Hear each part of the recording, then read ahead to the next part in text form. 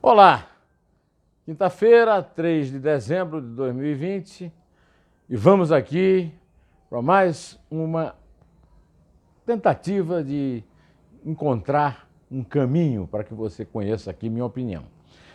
Tem um playlist que reproduz, você põe no playlist, chamado Neumann Entrevista, você vai ter as 15 primeiras entrevistas e logo em seguida nós vamos editar a 16ª, que foi o Boris, e a próxima vai ser do grande oftalmologista Rubens Belfort Júnior, professor da Escola Paulista de Medicina da Universidade Federal de São Paulo e presidente da Academia Nacional de Medicina. Depois dessa semana tumultuada em torno da questão da vacina, em que nós estamos prestes a ter a necessidade de uma revolta não da vacina, como foi no começo do século XX, mas uma revolta pela vacina, vai ser importante ouvirmos a palavra do Belfort sábado às 5 horas da tarde, hora em que eu coloco as entrevistas, e depois essas entrevistas vão todas lá para o playlist. Ontem aconteceu um acidente aqui.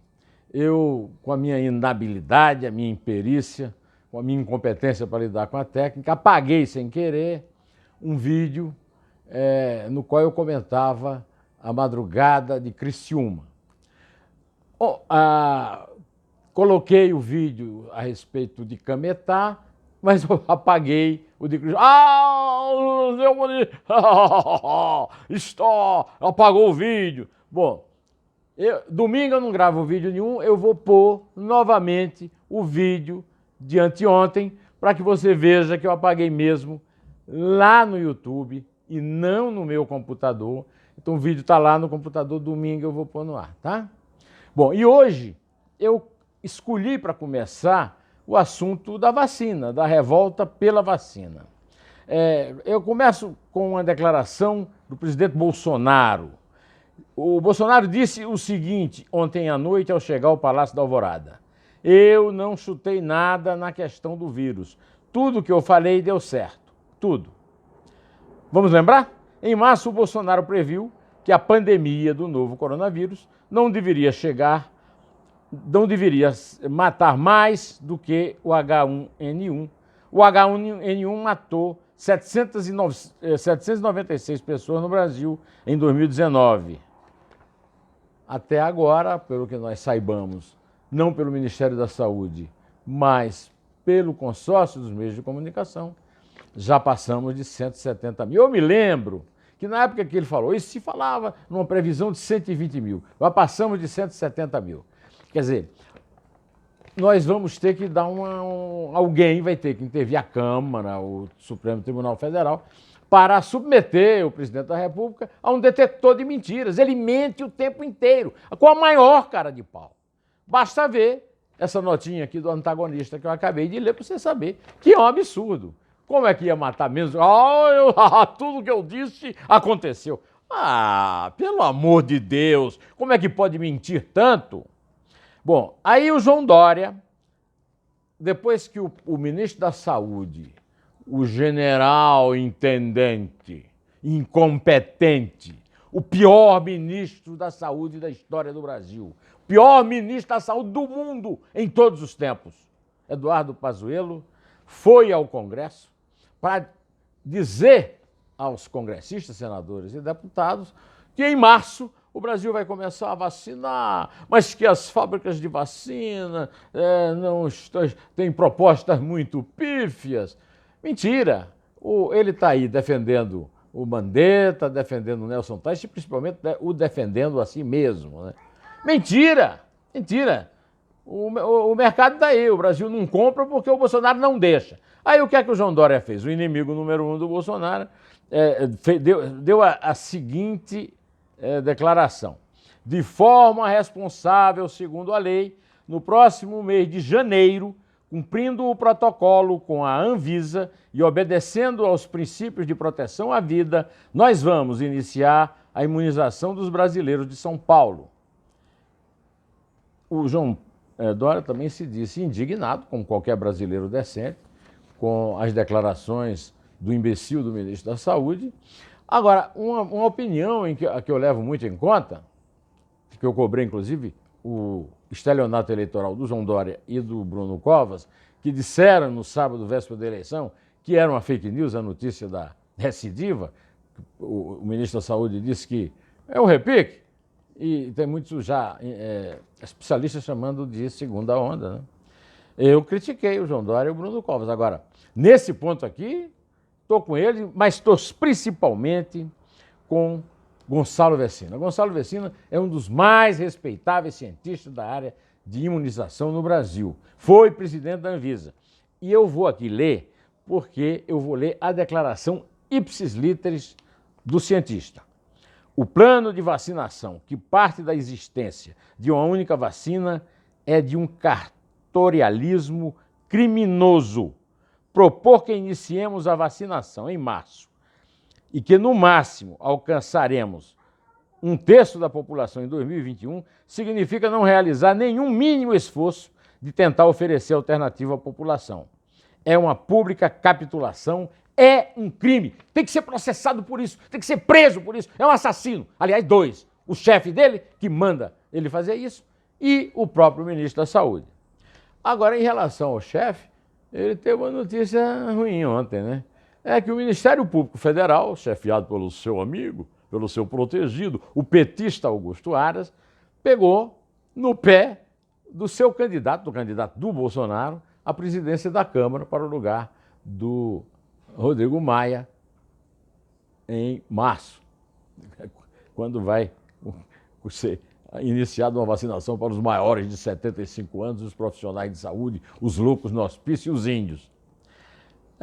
Pegaram o homem ele foi o criador da rachadinha, vírgula, peculato, extorsão, contrata um funcionário sem a menor qualificação, paga 10 mil por mês para ele, dinheiro público, e pega 9 mil de volta, como fazia o Fabrício Queiroz lá no gabinete do Flavinho Bolsonaro, o primogênito, o filho 001, né?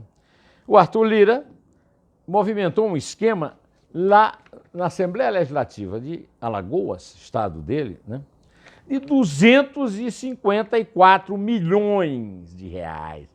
Alagoas é um estado muito pobre, é muito dinheiro em qualquer estado, é muito dinheiro na Califórnia, é muito dinheiro em Tóquio, agora imagina em Alagoas. E ele ficou ali com uma babinha ali de 9 milhões e meio. 9 milhões e meio. Aí os bolsonaristas dizem assim, olha, mas o PT fez corrupção de milhões, propinas da Odebrecht, olha, milhões num estado paupérrimo, como é Alagoas.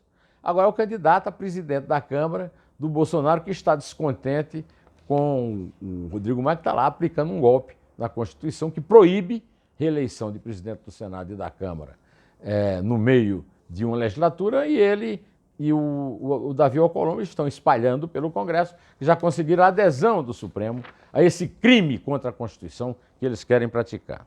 Hoje eu vou inovar aqui, porque quando eu li esse texto, eu digo, não, desculpe, mas eu vou ler. Eu vou ler o texto que o meu colega Dilson Martins, pioneiro na reportagem de ambientalista no Pasquim, meu companheiro no Jornal do Brasil, descreveu rapidamente a história das milícias no Rio de Janeiro. Segundo o Edilson, o ataque espetacular de bandidos a um banco em Criciúma, Santa Catarina, não é um fato novo.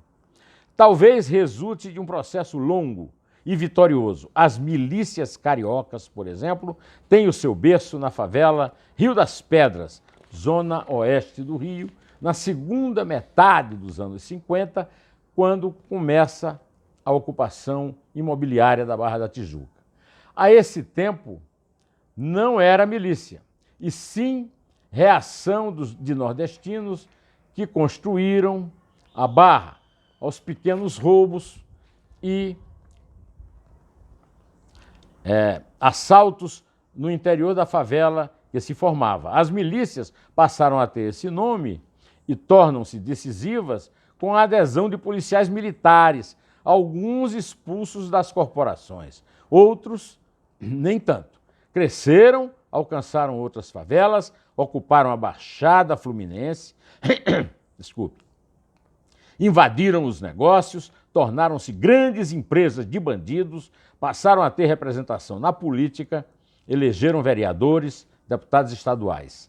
Achacam, humilham, subjugam e eliminam as populações faveladas e já agora bairros fora da periferia.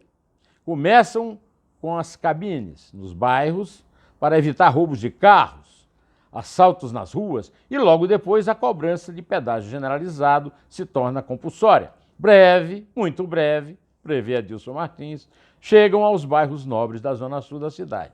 A família Bolsonaro não só os decorou, empregou e defendeu, como teve e tem o seu apoio nas diferentes esferas, podemos supor, inclusive nas eleições.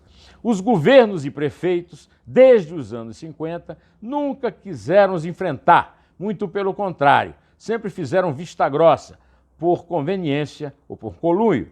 As milícias ficaram tão poderosas e onipresentes que sequestraram o voto das populações onde se instalam. Garotinho, Rosinha, Cabral, Pezão, nem mesmo a ocupação do general Braga com suas tropas do Exército, quando aqui esteve, por mais de um ano, os quis molestar. Atacou os traficantes de forma espetaculosa, hoje com diferentes alianças com os milicianos. Paz, que governa a cidade pela terceira vez, nunca levantou sua voz contra essas já agora poderosas organizações criminosas. Vamos ver como agora se comporta. Vendo o mapa de votação nestas eleições municipais, pode-se verificar as zonas onde Crivella prevaleceu, ou pelo menos foi bem votado.